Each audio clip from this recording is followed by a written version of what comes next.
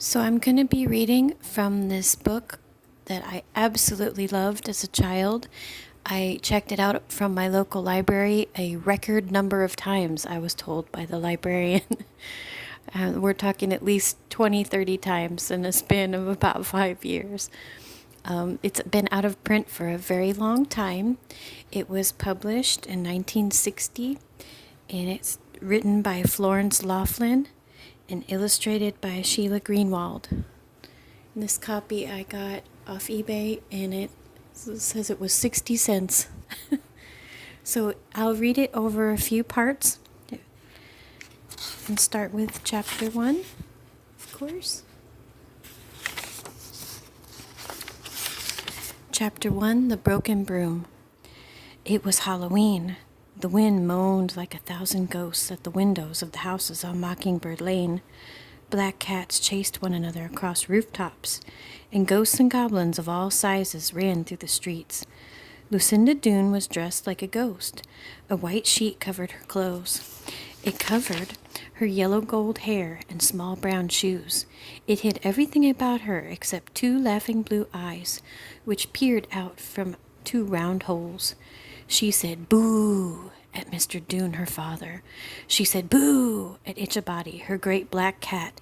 She went all around the block and frightened all the neighbors. "Time to go upstairs to bed now," said Mrs. Doone when Lucinda came back to her own house.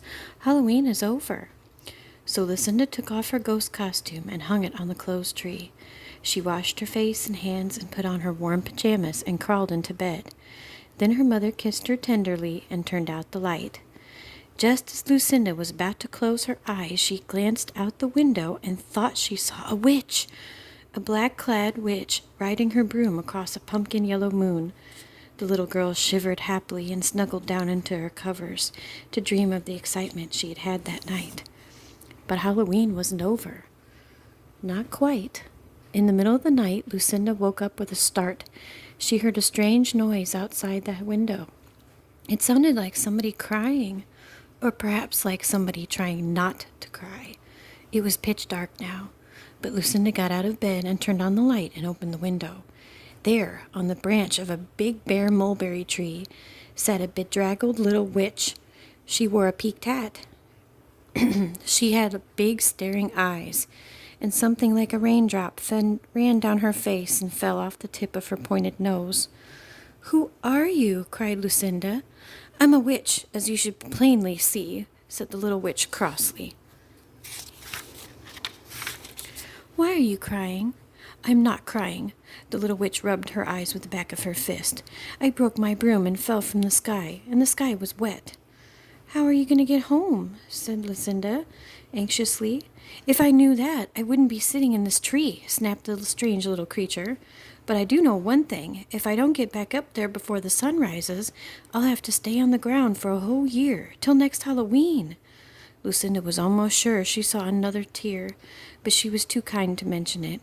She said, "Maybe I can help you. Mother has a brand new broom. If you come inside, you may test it and see if it will fly." The big branch was very near the window. Lucinda held out her arms and helped the little witch crawl inside the room. Itchabody the cat came out from under the bed. He arched his back and his fur and stood up on pins when he saw the visitor. "Meow," he said whiningly. "I pull cats' tails," said the little witch. Itchabody backed away, hissing.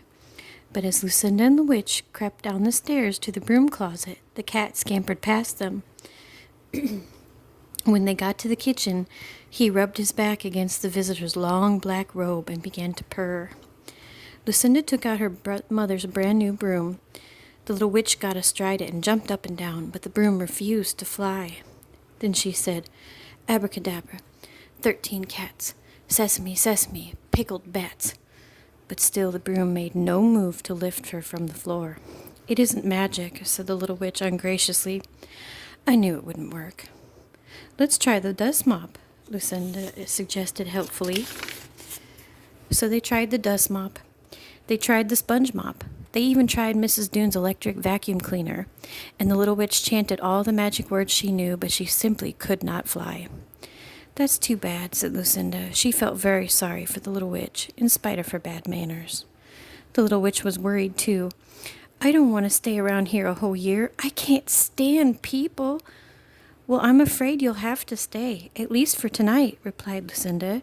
It's too cold to go outside again. You may sleep in my bed, and in the morning my father will think of a way to get you back home. Lucinda and the little witch climbed back upstairs, but the little witch flatly refused to share Lucinda's bed.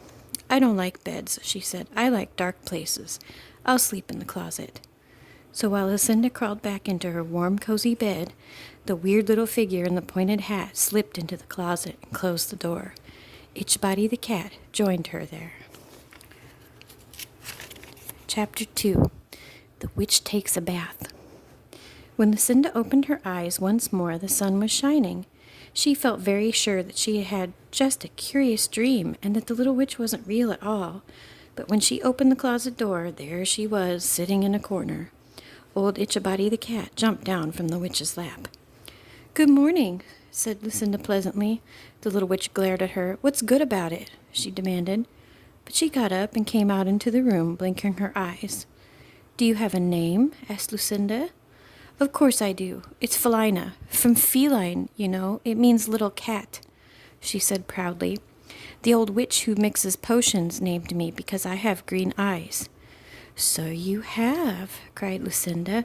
For the first time she noticed how enormous the little witch's eyes were and how green. They looked very odd in her small pointed face. She did look like a kitten, too, thought Lucinda. Not pretty, of course, but then one didn't expect the witch to be pretty. "Come on," said Lucinda, "it's time to go down and eat breakfast. I'm as hungry as 3 bears. She put on her robe and slippers and went down to the kitchen. The little witch followed close at her heels. "Well, well," said Mrs. Doone, who was preparing breakfast, "what have we here?" Mrs. Doone was seldom ever astonished at anything, but she did look a little surprised to find a witch in her kitchen. "I want you to meet Felina, Mother," said Lucinda formally. "She's a witch. She's left over from Halloween. Felina broke her magic broom and can't fly home, and I want Daddy to help her." "Help her what?" asked Mr. Doone, coming in just then. He was tying his tie. Then he looked down at Felina, and all he could say was, "Well, well, well, and well." So Lucinda explained all about the broken broom, and how Felina had spent the night in the closet, and how she didn't like people at all. "So you see, Daddy," she added, "if we can find the broken broom, maybe you could mend it, and—" "Won't do any good," said the little witch impatiently. The wind grabbed the broom and blew it far away. Witches can only fly on Halloween anyway. "Well, well," said Mr. Doone again. He was concentrating on the problem. "Perhaps we could hire a helicopter to fly you home." Felina stuck out her sharp little chin. "You'll never find a way without a magic broom," she said, "and I'll just have to stay down here till next Halloween. Then if I'm out at midnight, I can catch onto another witch's broom and ride away." Mrs. Doone was setting the table with bacon and eggs and pieces of golden brown toast. She filled 2 big glasses with milk. "Breakfast is ready, children," she said. "Come now and eat." Lucinda was very hungry. She pulled up her chair and sat down, but Felina just sniffed. "I only eat black bat soup and Gibber's gizzards," she told them loftily. "Well, we never have black bat soup for breakfast," said Mrs. Doone firmly. She sat down and began to pour in the coffee. "And I am not about to go into the woods to shoot any gibbers," remarked Mr. Doone, taking his chair. While Lucinda and her parents sat down and ate every bit of their breakfast, the little witch just sat in a corner and glowered at them. "What are we going to do about her?" asked Mr. Doone in a low voice. "I don't know," said Mrs. Doone. "She's obviously lost, poor little thing, and I must say she does have a dreadful disposition." "Oh, please, Mother," whispered Lucinda, "let her stay with us. I don't think she is really mean. I think she's just afraid of things. She thought it would be great fun to have a real witch to play with." "We do have enough room," said Mrs. Doone slowly. "I suppose she could stay here till somebody claims her." So it was decided. "I'm going to the office now," said Mr. Doone, "but I'll report the matter to the police, and I'll ask around town if anyone is missing a little witch. We'll see about it tonight." He got up and kissed his wife goodbye. He kissed Lucinda goodbye. He thought of kissing Felina, but when he looked in her direction, she made a wicked face at him, so off he went. "First thing we'd better do," said Mrs. Doone after she had done the dishes, is to comb Felina's hair and give her a bath. Witches never comb their hair, said Felina. And they never take baths. Never, never, never. Witches who stay in my house do, said Mrs. Doone. Run and fetch a nice clean comb, Lucinda. Lucinda brought a comb and brush. Mrs. Doone put the kitchen stool on the back porch and perched Felina upon it. Quickly, she grabbed off the funny little cone-shaped hat and hung it on a nail. My hat, screamed Felina. Give me back my hat.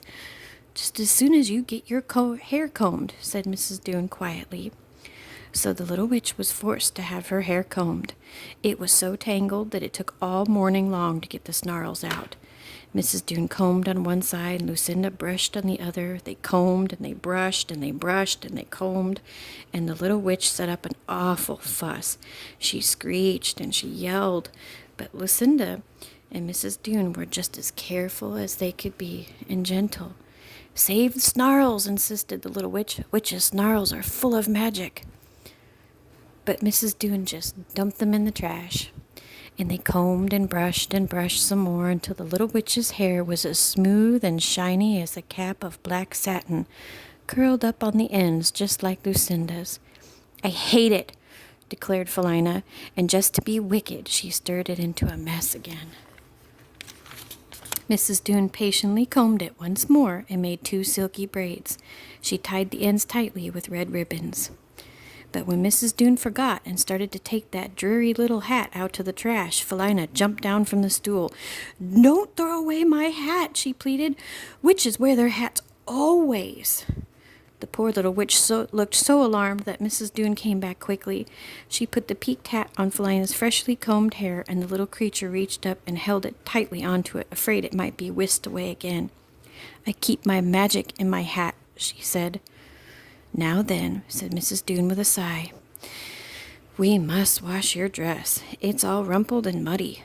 You go with Lucinda and take a nice bath, and then you may put on some of her clean clothes.